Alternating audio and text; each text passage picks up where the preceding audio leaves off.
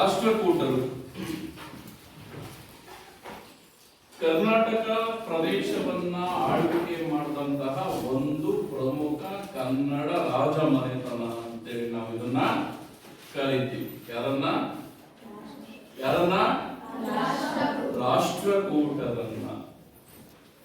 ರಾಷ್ಟ್ರಕೂಟರನ್ನ ಮಾನ್ಯಖೇಟದ ರಾಷ್ಟ್ರಕೂಟರು ಅಂತೇಳಿ ಕರಿತೀವಿ. ಮಾನ್ಯಖೇಟದ ರಾಷ್ಟ್ರಕೂಟ ಮಾನ್ಯಖೇಟ ಪ್ರದೇಶವನ್ನ ಕೇಂದ್ರವಾಗಿಟ್ಟುಕೊಂಡು ಮಾನ್ಯಖೇಟವನ್ನ ಒಂದು ಪ್ರಮುಖ ರಾಜಧಾನಿಯನ್ನಾಗಿ ಮಾಡಿ ಪ್ರಮುಖ ಆಡಳಿತ ಕೇಂದ್ರವನ್ನಾಗಿಟ್ಟುಕೊಂಡು ಇದನ್ನ ಆಳ್ವಿಕೆ ಮಾಡಿಸಿದ್ದಾಗಿ ರಾಷ್ಟ್ರಕೂಟರು ಮಾನ್ಯಖೇಟದ ರಾಷ್ಟ್ರಕೂಟರು ಅಂತೇಳಿ ನಾವು ಇವರನ್ನ ಕರೀತೀವಿ. ಕನ್ನಡ ಮಾತನಾಡತಕ್ಕಂತಹ ಪ್ರದೇಶವನ್ನ ಆಳ್ವಿಕೆ ಮಾಡಿದಂತಹ ಒಂದು ಪ್ರಮುಖ ರಾಜಮನೆತನ ಅಂತೇಳಿ ನಾವು ಇದನ್ನ ಕರಿತೀವಿ. ರಾಷ್ಟ್ರಕೂಟರ ಆಡಳಿತದ ಅವಧಿ ಭಾರತದ ಇತಿಹಾಸದಲ್ಲಿಯೇ ಅತ್ಯಂತ ಒಂದು ಪ್ರಮುಖ ಮೈಲಿಗಲ್ಲನ್ನ ಸೃಷ್ಟಿಸಿದಂತಹ ಒಂದು ರಾಜಮನೆತನ ಅಂತೇಳಿ ನಾವು ಕರಿತೀವಿ. ರಾಷ್ಟ್ರಕೂಟ ಸಾಮ್ರಾಜ್ಯ ಅಂದ ತಕ್ಷಣ ನಮಗೆ ಎಲ್ಲೂರಲ್ಲಿರ್ತಕ್ಕಂತಹ ಕೈಲಾಸನಾಥ ದೇವಾಲಯ ನಮ್ಮ ಕಣ್ಣ ಮುಂದೆ ಬಂದು ನಿಲ್ಲುತ್ತದೆ. ಕೈಲಾಸನಾಥ ದೇವಾಲಯ ಇಂದಿಗೂ ಸಹ ರಾಷ್ಟ್ರಕೂಟರ ಆಡಳಿತವನ್ನ ನಮ್ಮ ಕಣ್ಮುಂದೆ ಜೀವಂತವನ್ನಾಗಿರಿಸಿದೆ. ಜೊತೆಗೆ ಕನ್ನಡದ ಪ್ರಪ್ರಥಮ ಸಾಹಿತ್ಯ ಗ್ರಂಥ ಅಂತ ಹೇಳಿ ಕರಿತೀವಿ. ಯಾವುದನ್ನ ಕನ್ನಡದ ಪ್ರಪ್ರಥಮ ಗ್ರಂಥ ಯಾವುದು? ಕವಿರಾಜ ಮಾರ್ಗ. ಇದನ್ನು ಬರೆದಂತವರು ಶ್ರೀ ವಿಜಯ. ಇದು ಸಹ ರಾಷ್ಟ್ರಕೂಟರ ಆಡಳಿತದ ಅವಧಿಯಲ್ಲಿ ನಿರ್ಮಾಣ ಆಗಿರ್ತಕ್ಕಂತಹ ಒಂದು ಕನ್ನಡದ ಶ್ರೇಷ್ಠ ಗ್ರಂಥ, ಮೇರು ಕೃತಿ ಅಂತ ಹೇಳಿ ಕರೀತೀವಿ. ಯಾವುದನ್ನ? ಕವಿರಾಜ. ಸೊ ಇದು ಸಹ ರಾಷ್ಟ್ರಕೂಟರ ಆಡಳಿತವನ್ನ ಇನ್ನೂ ಸಹ ಜೀವಂತವಾಗಿರಿಸಿದೆ ಅಂತೇಳಿ ನಾವು ಪರಿಗಣಿಸುತ್ತೇವೆ. ರಾಷ್ಟ್ರಕೂಟರು ಆರಂಭದಲ್ಲಿ ಬಾದಾಮಿ ಚಾಳುಕ್ಯರ ಸಾಮಂತ ಅರಸರಾಗಿ, ಸಾಮಂತರು ಅಂದ್ರೆ ಅವರ ಸಾರ್ವಭೌಮತ್ವವನ್ನ ಒಪ್ಪಿಕೊಂಡು ಅವರ ಅಧೀನದಲ್ಲಿ ರಾಜ್ಯಭಾರವನ್ನ ಮಾಡ್ತಾ ಇದ್ರು. ಯಾರು? ರಾಷ್ಟ್ರಕೂಟರು. ಹಾಗಾಗಿ ಇವರು ಆರಂಭದಲ್ಲಿ ಚಾಲುಕ್ಯರ ಸಾರ್ವಭೌಮತೆಯನ್ನ ಒಪ್ಪಿಕೊಂಡು ಅವರ ಸಾಮಂತ ಅರಸರುಗಳಾಗಿ ರಾಜ್ಯಭಾರವನ್ನ ನಡೆಸಿದ್ರು. ಕಾಲಕ್ರಮೇಣ ಬಾದಾಮಿ ಚಾಲುಕ್ಯರ ಪ್ರಭಾವ ಕ್ಷೀಣಿಸಿದ ಮೇಲೆ ಸ್ವತಂತ್ರ ರಾಜ್ಯ ಎಂದು ಘೋಷಿಸಿಕೊಂಡು ಇವರು ಆಡಳಿತವನ್ನ ನಡೆಸಿಕೊಂಡು ಕಲೆ, ಸಾಹಿತ್ಯ, ವಾಸ್ತುಶಿಲ್ಪ ಹಾಗೂ ಶಿಕ್ಷಣಕ್ಕೆ ತಮ್ಮದೇ ಆಗಿರ್ತಕ್ಕಂತಹ ವಿಶೇಷವಾಗಿರ್ತಕ್ಕಂತಹ ಕೊಡುಗೆಯನ್ನ ನೀಡಿದವರಲ್ಲಿ ಅತ್ಯಂತ ಪ್ರಮುಖರು ಯಾರು? ರಾಷ್ಟ್ರಕೂಟರು. ಹಾಗಾಗಿ ದಕ್ಷಿಣ ಭಾರತದಲ್ಲಿ ಕೆಲವು ಪ್ರಸಿದ್ಧಿಯನ್ನ ಪಡೆದಿರ್ತಕ್ಕಂತಹ ರಾಜಮನೆತನಗಳಲ್ಲಿ ರಾಷ್ಟ್ರಕೂಟ ರಾಜಮನೆತನವೂ ಸಹ ಒಂದು ಎನ್ನುವಂಥದ್ದನ್ನ ನಾವಿಲ್ಲಿ ಪರಿಭಾವಿಸಬೇಕು. ರಾಷ್ಟ್ರಕೂಟ ಸಾಮ್ರಾಜ್ಯದ ಸ್ಥಾಪಕ ಅಂತೇಳಿ ನಾವು ದಂತಿದುರ್ಗನನ್ನ ಕರಿತೀವಿ. ಯಾರು? ದಂತಿದುರ್ಗನಿಂದ ಹಿಡಿದು 2ನೇ ಕರ್ಕನವರೆಗೆ ಈ ಸಾಮ್ರಾಜ್ಯ ಅನೇಕ ಉತ್ತುಂಗಗಳನ್ನ ಹೇರುವುದರ ಮೂಲಕ ವೈಭವ ಪೂರಿತವಾಗಿ ಈ ಸಾಮ್ರಾಜ್ಯ ಕಂಡು ಬಂದಿರುವುದನ್ನ ನಾವು ಕಾಣಬಹುದಾಗಿದೆ. ಹಾಗಾಗಿ ದಂತಿದುರ್ಗ ರಾಷ್ಟ್ರಕೂಟ ಸಾಮ್ರಾಜ್ಯದ ಸ್ಥಾಪಕ, ಪ್ರಥಮ ರಾಜ ಅಂತೇಳಿ ನಾವು ಕರಿತೀವಿ. ಯಾರನ್ನ? ದಂತಿದುರ್ಗನ ನಂತರ ಅಧಿಕಾರಕ್ಕೆ ಬರೋದು ಕೃಷ್ಣನ ನಂತರ ಇಮ್ಮಡಿ ಗೋವಿಂದ, ಇಮ್ಮಡಿ ಗೋವಿಂದನ ನಂತರ ಧ್ರುವನ ನಂತರ ಇಮ್ಮಡಿ ಗೋವಿಂದ, ನಂತರ ಅಮೋಘ ವರ್ಷ ಅಧಿಕಾರಕ್ಕೆ ಬರ್ತಾನೆ. ಅಮೋಘ ವರ್ಷ ರಾಷ್ಟ್ರಕೂಟರ ಅರಸರಲ್ಲೇ ಅತ್ಯಂತ ಹೆಚ್ಚು ಪ್ರಸಿದ್ಧಿಯನ್ನ ಪಡೆದಿರುವ ಸಾಮ್ರಾಟ, ಅರಸ, ರಾಜ, ದೊರೆ ಅಂತೇಳಿ ನಾವು ಕರಿತೀವಿ. ಯಾರನ್ನ? ಅಮೋಘ ವರ್ಷನನ್ನ. ಇವನು ರಾಷ್ಟ್ರಕೂಟರ ಅರಸರಲ್ಲೇ ಅತ್ಯಂತ ಪ್ರಸಿದ್ಧಿಯನ್ನ ಪಡೆದಿರ್ತಕ್ಕಂತಹ ದೊರೆ ಅಂತೇಳಿ ಕರಿತೀವಿ. ಇವನ ಕಾಲದಲ್ಲಿ, ಯಾರ ಕಾಲದಲ್ಲಿ? ಅಮೋಘ ವರ್ಷನ ಕಾಲದಲ್ಲಿ ರಾಷ್ಟ್ರಕೂಟ ಸಾಮ್ರಾಜ್ಯ ಅತ್ಯಂತ ವಿಶಾಲ ಸಾಮ್ರಾಜ್ಯವಾಗಿ ಗುರುತಿಸಿಕೊಳ್ಳುತ್ತದೆ. ವಿಶಾಲ ಸಾಮ್ರಾಜ್ಯ ಅಂತ ಹೇಳಿದ್ರೆ ಉತ್ತರದಲ್ಲಿ ಯಾವ ನದಿ? ನರ್ಮದಾ ನದಿ ತೀರದಿಂದ ದಕ್ಷಿಣದಲ್ಲಿ ಕಾವೇರಿ ನದಿ ತೀರದವರೆಗಿನ ವಿಶಾಲ ಪ್ರದೇಶವನ್ನ ರಾಷ್ಟ್ರಕೂಟರು ತಮ್ಮ ಸಾಮ್ರಾಜ್ಯವನ್ನಾಗಿ ಮಾಡಿಕೊಂಡಿದ್ದರು. ಯಾರು? ಅಷ್ಟು ವಿಶಾಲವಾಗಿರ್ತಕ್ಕಂತಹ ಸಾಮ್ರಾಜ್ಯವನ್ನ ಕಟ್ಟಿದಂತಹ ಕೀರ್ತಿ ಅಮೋಘ ವರ್ಷನಿಗೆ ಸಲ್ಲುತ್ತದೆ. ಪಲ್ಲವ ರಾಜರೊಡನೆ, ಗಂಗಾ ರಾಜರೊಡನೆ ವೈವಾಹಿಕ ಸಂಬಂಧಗಳನ್ನು ಏರ್ಪಡಿಸಿಕೊಳ್ಳುವುದರ ಮೂಲಕ ಆ ಸಾಮ್ರಾಜ್ಯಗಳೊಡನೆ ಇದ್ದಂತಹ ಶತಶತಮಾನದ ವೈರತ್ವವನ್ನ ಕಡಿಮೆ ಮಾಡಿಕೊಳ್ತಕ್ಕಂತಹ ಒಂದು ಕೆಲಸವನ್ನ ಇವನು ಮಾಡುವುದರ ಮೂಲಕ ನೆರೆಹೊರೆ ರಾಷ್ಟ್ರಗಳೊಂದಿಗೆ ಉತ್ತಮ ಸಂಬಂಧವನ್ನಿಟ್ಟುಕೊಂಡು ತಾನೊಬ್ಬ ಶಾಂತಿ ಪ್ರಿಯ ರಾಜ ಅಂತೇಳಿ ಇವನು ಕರೆಸ್ಕೊಳ್ತಾನೆ. ವಿದೇಶಿ ವ್ಯಾಪಾರಕ್ಕೆ ಹೆಚ್ಚಿನ ಆದ್ಯತೆಯನ್ನ ಇವನು ಕೊಟ್ಟಿದ್ದ. ಯಾರೋ? ಅಮೋಘ ವರ್ಷ. ಅರಬ್ ದೇಶಗಳೊಡನೆ, ಪಕ್ಕದ ಶ್ರೀಲಂಕಾ ದೇಶದೊಡನೆ ಒಂದು ಉತ್ತಮವಾಗಿರ್ತಕ್ಕಂತಹ ಬಾಂಧವ್ಯವನ್ನ ಇವನು ಹೊಂದಿದ್ದ. ಯಾರೋ? ಅಮೋಘ ವರ್ಷ. ಅಮೋಘ ವರ್ಷನ ಆಡಳಿತದ ಅವಧಿಯಲ್ಲಿ ಅರಬ್ ಯಾತ್ರಿಕ, ಯಾರೋ? ಅರಬ್ ಯಾತ್ರಿಕ ಸುಲೈಮಾನ್ ಎನ್ನುವಂತಹ ಪ್ರವಾಸಿಗ ನೃಪತುಂಗನ, ಅಮೋಘ ವರ್ಷ ನೃಪತುಂಗನ ಆಸ್ಥಾನಕ್ಕೆ ಭೇಟಿ ನೀಡುವುದರ ಮೂಲಕ ಅವನ ಆಡಳಿತ ವೈಖರಿಯನ್ನ ಇವನು ಕೊಂಡಾಡಿದ್ದಾನೆ. ಜಗತ್ತಿನ ಕೆಲವು ಶ್ರೇಷ್ಠ ಚಕ್ರವರ್ತಿಗಳಲ್ಲಿ ಒಬ್ಬ. ಯಾರು? ಅಮೋಘ ವರ್ಷ ಅಂತೇಳಿ ಇವನು ಅವನ ಆಡಳಿತದ ಬಗ್ಗೆ ವಿಶೇಷವಾಗಿರ್ತಕ್ಕಂತಹ ಒಂದು ಗಮನವನ್ನ ನೀಡುವುದರ ಮೂಲಕ ಶ್ರೇಷ್ಠ ಚಕ್ರವರ್ತಿಗಳಲ್ಲಿ ಅಮೋಘ ವರ್ಷನೂ ಸಹ ಅತ್ಯಂತ ಪ್ರಮುಖನಾಗಿರ್ತಕ್ಕಂತಹ ಒಬ್ಬ ಚಕ್ರವರ್ತಿ ಅಂತೇಳಿ ಗುರುತಿಸ್ತಾನೆ. ಯಾರು? ಸುಲೈಮಾನ್. ಜಗತ್ತಿನಲ್ಲಿ 4 ಚಕ್ರವರ್ತಿಗಳು, ಶ್ರೇಷ್ಠ ಚಕ್ರವರ್ತಿಗಳು. ಆ 4ರಲ್ಲಿ ಒಬ್ಬ ಅಮೋಘ ವರ್ಷ ಅಂತೇಳಿ ಹೇಳುವುದರ ಮೂಲಕ ಭಾರತದ ಇತಿಹಾಸದಲ್ಲಿಯೇ ಅತ್ಯಂತ ಶ್ರೇಷ್ಠ ದೊರೆ ಅಮೋಘ ವರ್ಷ ಅಂತೇಳಿ ಅವನ ಆಡಳಿತದ ವೈಖರಿಯನ್ನ ಕೊಂಡಾಡುವುದರ ಮೂಲಕ ಸುಲೈಮಾನ್ ಅಮೋಘ ವರ್ಷನ ಬಗ್ಗೆ ಹೆಚ್ಚು ಬೆಳಕನ್ನ ಚೆಲ್ಲುವುದರ ಮೂಲಕ ನಮಗೆ ವಿಶೇಷವಾಗಿರ್ತಕ್ಕಂತಹ ಮಾಹಿತಿಯಿಂದ ನಮಗೆ ಇವನ ಬಗ್ಗೆ ಗೊತ್ತಾಗ್ತದೆ. ವಿದೇಶಿ ವ್ಯಾಪಾರಕ್ಕೆ ಹೆಚ್ಚಿನ ಆದ್ಯತೆಯನ್ನ ಕೊಡುವುದರ ಮೂಲಕ ಸಾಮ್ರಾಜ್ಯವನ್ನ ಅತ್ಯಂತ ಶ್ರೀಮಂತಗೊಳಿಸತಕ್ಕಂಥ ಕೆಲಸವನ್ನ ಇವನು ಮಾಡ್ದ. ಪಶ್ಚಿಮ ಕರಾವಳಿ ತೀರದುದ್ದಕ್ಕಿದ್ದಂತಹ ಬಂದರುಗಳನ್ನ ಅಭಿವೃದ್ಧಿಪಡಿಸಿ ವಿದೇಶಿ ವ್ಯಾಪಾರಕ್ಕೆ ಇವನು ಹೆಚ್ಚಿನ ಆದ್ಯತೆಯನ್ನ ನೀಡಿದ್ದ ಎನ್ನುವಂಥದ್ದು ನಮಗೆ ಇದರಿಂದ ಗೊತ್ತಾಗ್ತದೆ. ಯಾರಿಂದ?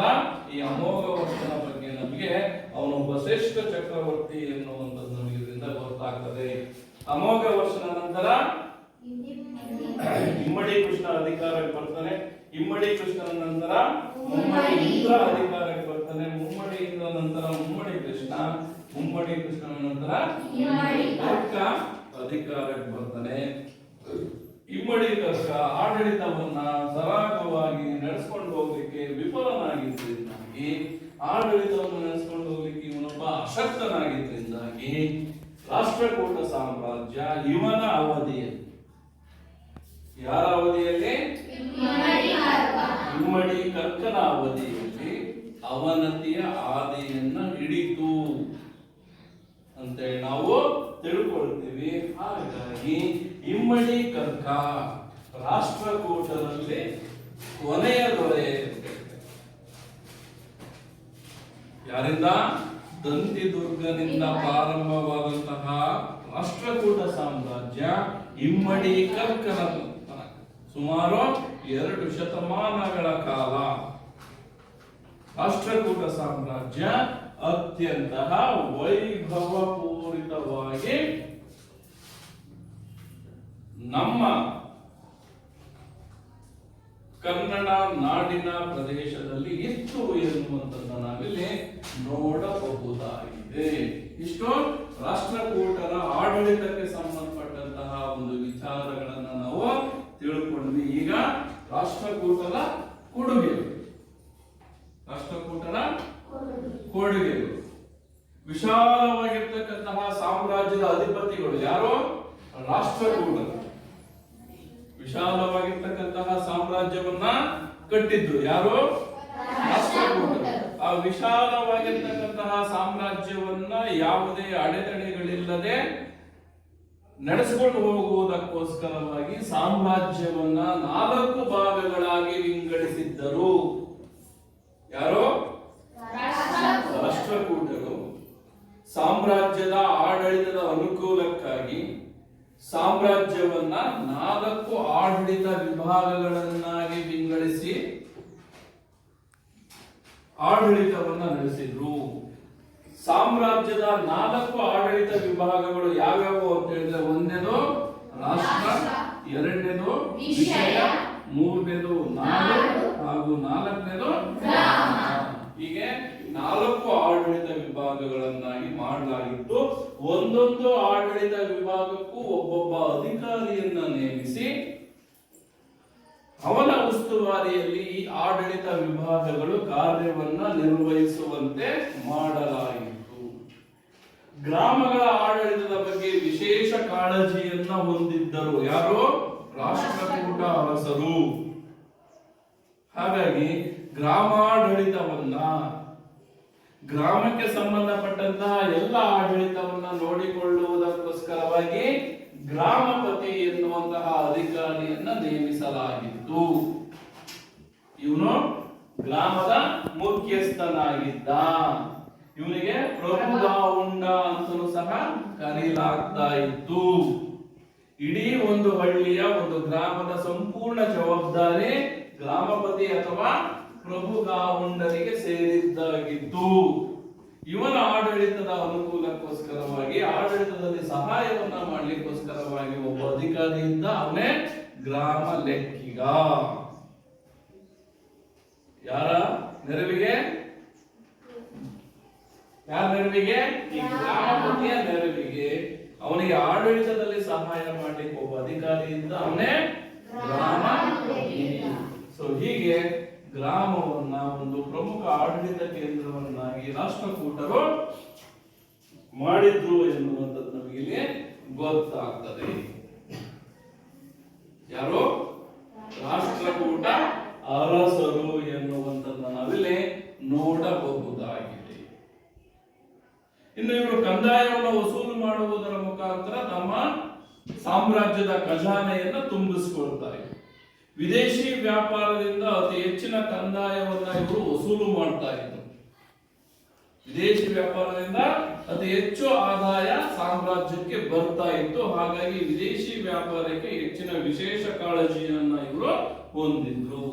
ಜೊತೆಗೆ ಭೂಮಿ ಮೇಲೆ ಕಂದಾಯವನ್ನ, ತೆರಿಗೆಯನ್ನ ವಿಧಿಸ್ತಾ ಇದ್ರು. ಅದನ್ನ ಭೂ ಕಂದಾಯ ಅಂತ ಹೇಳ್ತಾರೆ. ಭೂಮಿ ಮೇಲೆ ವಿಧಿಸ್ತಕ್ಕಂಥ ತೆರಿಗೆ ಭೂ ಕಂದಾಯ. ಜೊತೆಗೆ ಮನೆಗಳ ಮೇಲೂ ಸಹ ತೆರಿಗೆಯನ್ನು ವಿಧಿಸ್ತಾ ಇದ್ರು. ಹಾಗೂ ಅಂಗಡಿಗಳ ಮೇಲೂ ಸಹ ತೆರಿಗೆಯನ್ನ ವಿಧಿಸಿ ಏನ್ ಮಾಡ್ತಾ ಇದ್ರು ಇವರು ಆದಾಯವನ್ನ ಶೇಖರಿಸ್ತಾ ಇದ್ರು. ಆ ಮೂಲಕ ರಾಷ್ಟ್ರಕೂಟ ಸಾಮ್ರಾಜ್ಯದ ಖಜಾನೆ ಅತ್ಯಂತ ಸಂಪತ್ಭರಿತವಾಗಿತ್ತು ಎನ್ನುವಂಥದ್ದನ್ನ ನಾವಿಲ್ಲಿ ನೋಡಬಹುದಾಗಿದೆ. ಇನ್ನು ಇವರ ಕಾಲದಲ್ಲಿ ಶೈಕ್ಷಣಿಕ ಕ್ಷೇತ್ರಕ್ಕೂ ಸಹ ಹೆಚ್ಚಿನ ಆದ್ಯತೆ ಇತ್ತು. ಶಿಕ್ಷಣವನ್ನ ಕೊಡ್ಲಿಕ್ಕೋಸ್ಕರವಾಗಿ ಪ್ರಮುಖವಾಗಿ ಜ್ಞಾನಾರ್ಜನೆಯ ಕೇಂದ್ರಗಳಾಗಿ ಅಗ್ರಹಾರಗಳು ಮತ್ತು ಮಠಗಳು ಪ್ರಮುಖ ಶಿಕ್ಷಣ ಕೇಂದ್ರಗಳಾಗಿದ್ವು ಆಗಿನ ಕಾಲದಲ್ಲಿ. ಈ ಸಾಲೋಟಿಗೆ ಎನ್ನುವಂತಹ ಒಂದು ಸ್ಥಳ, ಗ್ರಾಮ ಪ್ರದೇಶ ವಿದ್ಯಾರ್ಜನೆಯ ಅತ್ಯಂತ ಪ್ರಮುಖ ಕೇಂದ್ರವಾಗಿತ್ತು. ಇದು ಎಲ್ಲಿದೆ ಸಾಲೋಟಿಗೆ? ಬಿಜಾಪುರ ಜಿಲ್ಲೆಯ ಇಂಡಿ ತಾಲೂಕಿನಲ್ಲಿ. ಎಲ್ಲಿದೆಯಪ್ಪ ಇದು? ಬಿಜಾಪುರ ಜಿಲ್ಲೆ ಇಂಡಿ ತಾಲೂಕು. ಯಾವುದು? ಸಾಲೋಟಿಗೆ. ಇದು ರಾಷ್ಟ್ರಕೂಟರ ಕಾಲದಲ್ಲಿದ್ದಂತಹ ಒಂದು ಪ್ರಮುಖ ವಿದ್ಯಾ ಕೇಂದ್ರ ಅಂತೇಳಿ ನಾವು ಕರಿತೀವಿ.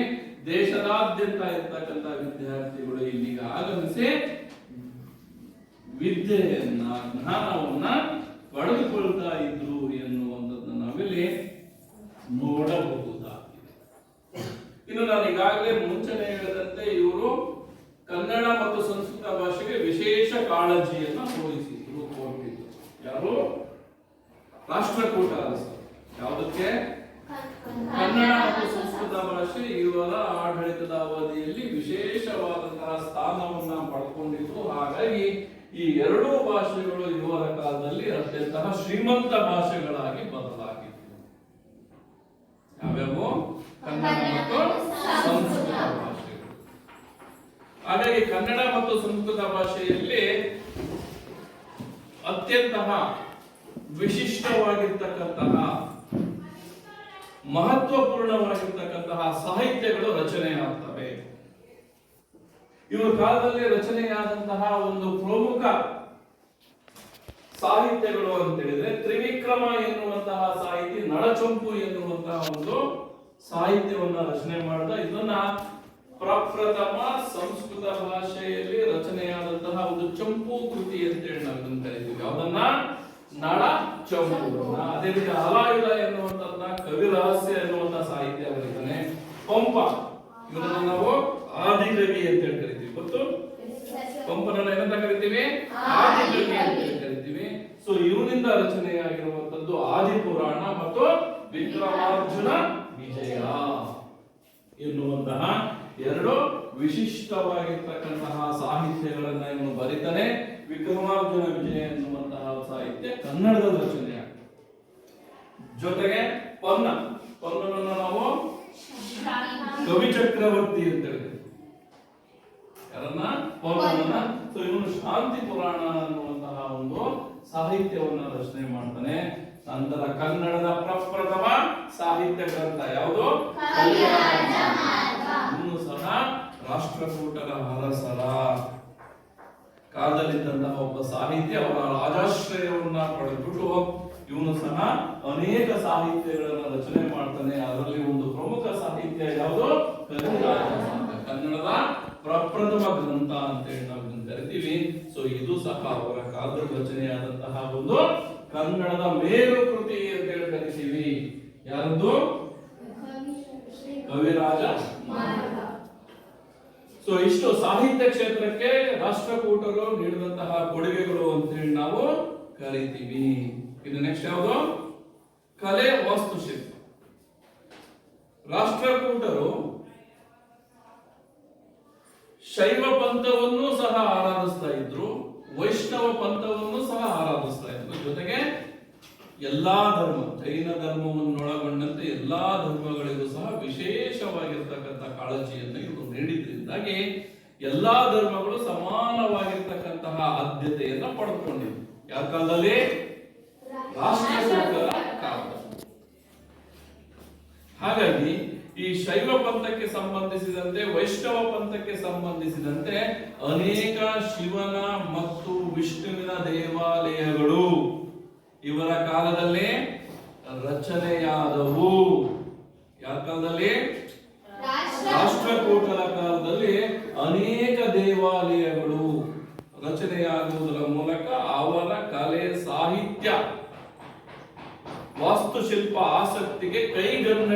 ಇದ್ದಾವೆ ಅಂತೇಳಿ ನಾವು ನೋಡಬಹುದಾಗಿದೆ. ಎಲ್ಲೂರ, ಎಲಿಫೆಂಟ ಹಾಗೂ ಹಾಗೂ ಮತ್ತೊಂದು ಅವರ ರಾಜಧಾನಿ ಯಾವುದು? ಮಾನ್ಯಕೇಟ್. ಸುತ್ತಮುತ್ತಲಿನ ಪ್ರದೇಶದಲ್ಲಿ ಅವರ ಕಾಲದಲ್ಲಿ ರಚನೆಯಾದಂತಹ ಅನೇಕ ದೇವಾಲಯಗಳನ್ನು ನಾವು ನೋಡಬಹುದಾಗಿದೆ. ಅವರ ಕಲಾ ನೈಪುಣ್ಯತೆಗೆ, ಅವರ ಕಲಾಸಕ್ತಿಗೆ ಒಂದು ಅತ್ಯಂತಹ ಒಂದು ಪ್ರಮುಖ ಉದಾಹರಣೆ ಅಂತ ಹೇಳಿದ್ರೆ ಯಾವ ದೇವಾಲಯ? ಏಕಶಿಲಾ ದೇವಾಲಯ ಅಂತೇಳಿ ನಾವು ಇದನ್ನು ಕರಿತೀವಿ. ಅಂತ ದೇವಾಲಯ ಏಕಶಿಲಾ ದೇವಾಲಯ, ಶಿವನ ದೇವಾಲಯ. ಕೈಲಾಸ ಶಿವನಿಗೆ ಸಂಬಂಧಪಟ್ಟಿದೆ. ಒಂದೇ ಕಲ್ಲಿನಲ್ಲಿ ಕೊರೆದು ಮಾಡಿರ್ತಕ್ಕಂತಹ ದೇವಾಲಯ ಅಂತ ಹೇಳಿ ಕರಿತೀವಿ. ಈ ಕೈಲಾಸನಾಥ ದೇವಾಲಯ ಇರೋದಲ್ಲಿ ಎಲ್ಲೋರಾದಲ್ಲಿ, ಈಗಿನ ಮಹಾರಾಷ್ಟ್ರದಲ್ಲಿ ಬರ್ತದೆ. ಯಾವುದು? ಎಲ್ಲೋರ. ಕೈಲಾಸನಾಥ ದೇವಾಲಯ ಇವನ ಕಲಾ ನೈಪುಣ್ಯತೆಗೆ ಅತ್ಯಂತ ಉತ್ತಮ ನಿದರ್ಶನ ಅಂತೇಳಿ ನಾವು ಇದನ್ನ ಕರಿತೀವಿ. ಈ ಕೈಲಾಸನಾಥ ದೇವಾಲಯ ಒಂದೇ ಕಲ್ಲಿನಲ್ಲಿ ಏಕಶಿಲೆಯಲ್ಲಿ ಕೊರೆದು ಮಾಡಿರ್ತಕ್ಕಂತಹ ದೇವಾಲಯವಾಗಿದೆ. ಹಾಗಾಗಿ ಇದನ್ನ ಏಕಶಿಲಾ ದೇವಾಲಯ ಅಂತ ಕರಿತೀವಿ. ಈ ಏಕಶಿಲಾ ದೇವಾಲಯವು 100 ಅಡಿ ಎತ್ತರ, 276 ಉದ್ದ, 154 ಅಡಿ ಅಗಲ ಇರತಕ್ಕಂತಹ ಒಂದು ದೇವಾಲಯ ಅಂತೇಳಿ ನಾವು ಇದನ್ನ ಕರಿತೀವಿ. ಯಾವುದನ್ನ? ಕೈಲಾಸನಾಥ. ಅದೇ ರೀತಿ ಎಲಿಫೆಂಟ್ ಆಗಲು ಸಹ ಇವರ ಕಾಲದಲ್ಲಿ ನಿರ್ಮಾಣ ಆಗಿರತಕ್ಕಂತಹ ಅನೇಕ ಮೂರ್ತಿ ಶಿಲ್ಪಗಳಿವೆ. ಅದರಲ್ಲಿ ಅರ್ಧನಾರೇಶ್ವರ ಹಾಗೂ ವಿಷ್ಣುವಿನ ದಶಾವತಾರವನ್ನು ಒಳಗೊಂಡಿರ್ತಕ್ಕಂತಹ ಕೆತ್ತನೆಗಳು ಅತ್ಯದ್ಭುತವಾಗಿರ್ತಕ್ಕಂತಹ ಒಂದು ಸೌಂದರ್ಯವನ್ನು ಹೊಂದಿರತಕ್ಕಂತಹ ಮೂರ್ತಿ ಶಿಲ್ಪಗಳಾಗಿವೆ. ಸೊ ಹೀಗೆ ಇವರ ಕಾಲದಲ್ಲಿ ಅನೇಕ ದೇವಾಲಯಗಳು, ಮೂರ್ತಿ ಶಿಲ್ಪಗಳು ರಚನೆಯಾಗಿರೋದನ್ನು ನಾವು ನೋಡಬಹುದಾಗಿದೆ. ಹಾಗಾಗಿ ವಾಸ್ತುಶಿಲ್ಪ ಕ್ಷೇತ್ರಕ್ಕೆ ಇವರು ಅಪಾರವಾಗಿರ್ತಕ್ಕಂತಹ ಕೊಡುಗೆಯನ್ನ ನೀಡಿದ್ದಾರೆ ಅಂತೇಳಿ ನಾವು ನೋಡಬಹುದಾಗಿದೆ. ಅಲ್ಲಿಗೆ ರಾಷ್ಟ್ರಕೂಟರು ವಾಪಸ್ ವಿದ್ಯಾರ್ಥಿಗಳೇ, ಇಲ್ಲಿ ತನಕ ನೀವೀಗ ರಾಷ್ಟ್ರಕೂಟರು ಹೇಗೆ ದಕ್ಷಿಣ ಭಾರತದಲ್ಲಿ ಸಾಮ್ರಾಜ್ಯವನ್ನ ನಿರ್ಮಾಣ ಮಾಡಿದರು,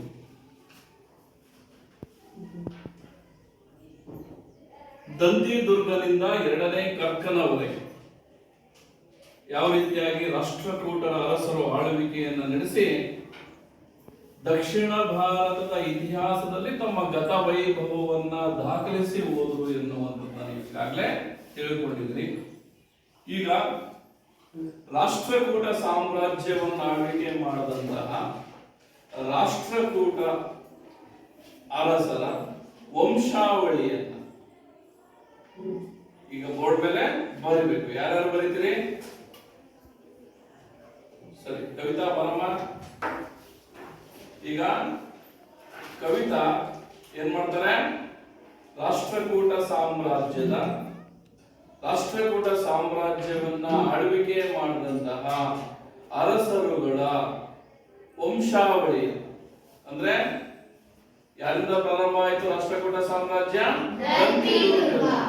ಕೊನೆ ಯಾರದ್ದು? ಅಲ್ಲಿ ತನಕ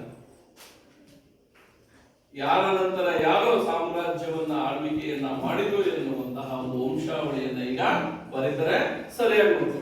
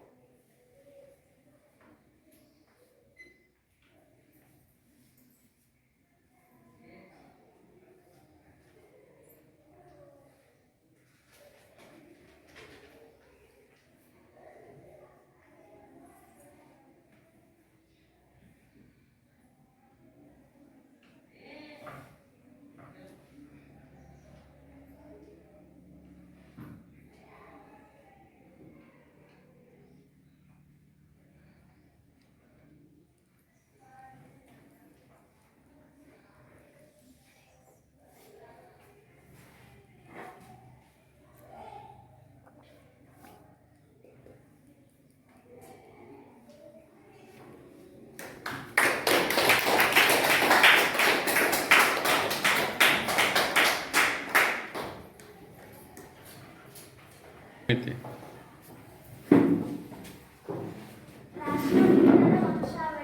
ರಾಷ್ಟ್ರಕೂಟರ ವಂಶಾವಳಿ ದಂತಿದುರ್ಗ ಕೃಷ್ಣ ಇಮ್ಮಡಿ ಗೋವಿಂದ ಧ್ರುವ ಮುಮ್ಮಡಿ ಗೋವಿಂದ ಅಮೋಘ ವರ್ಷ ಇಮ್ಮಡಿ ಕೃಷ್ಣ ಮುಮ್ಮಡಿ ಇಂದ್ರ ಮುಮ್ಮಡಿ ಕೃಷ್ಣ ಇಮ್ಮಡಿ ಕರ್ಕ.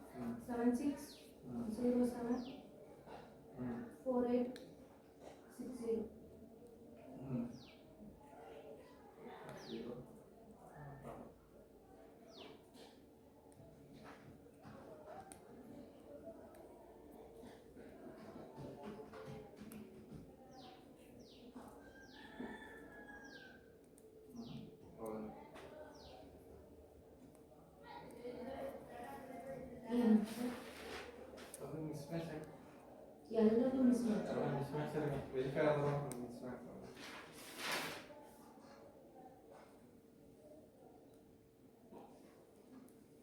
ಚೆಕ್ ಮಾಡ್ಬಿಡ್ರಿ, ಆಮೇಲೆ ಗೊತ್ತಾಗ್ಬಿಡುತ್ತೆ. ನಾವು ಸ್ಕೂಲ್ ರೆಕಾರ್ಡ್ ಇಟ್ಕೊಂಡು ಚೆಕ್ ಮಾಡ್ಬಿಟ್ಟು ಗೊತ್ತಾಗಿದೆ, ಎಲ್ಲಿ ತಪ್ಪಾಗೈತಿ ಗೊತ್ತಾಗೈತಿ. ಅಲ್ಲಿಗೆ ತಾಂಡೋಗಿ ಅಲ್ಲ, ಈಗ ಈ ಸ್ಕೂಲ್ ರೆಕಾರ್ಡ್ ಇಟ್ಕೊಳ್ಳೋದ ನೀವು ಆಧಾರ್ ಕಂಪ್ಯೂಟರ್ ಹೇಳ್ಕೊಡ್ತೀನಿ, ಅದೇನು ತಪ್ಪಾಗ ಗೊತ್ತಾಗುತ್ತೆ ಇನ್ನೇ ಒಂದು ಫಾರ್ಮ್ ಕೊಡೋದು ಚೇಂಜ್ ಮಾಡ್ಕೊಂಡು ಅವ್ರಿಗೆ ಬರ್ಕೊಟ್ಟು ಅವರು ಇದು ಶಾಲಾ ಬಡ್ಡಿ ಕಲಿತಾರೆ ಬರಲ್ಲ.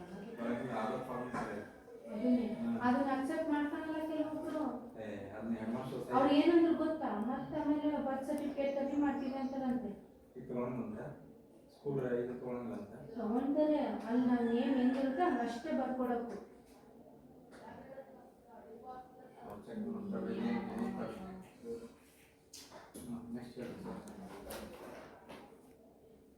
ನಾಗರಾಜ್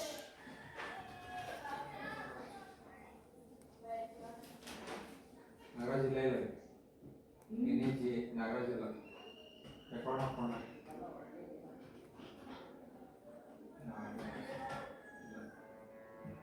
ಇದೆಲ್ಲ ಇಲ್ಲೇ ಹೋಗುದು ಮತ್ತೆ ಇದು ಮಾಡ್ಕೊಂಡು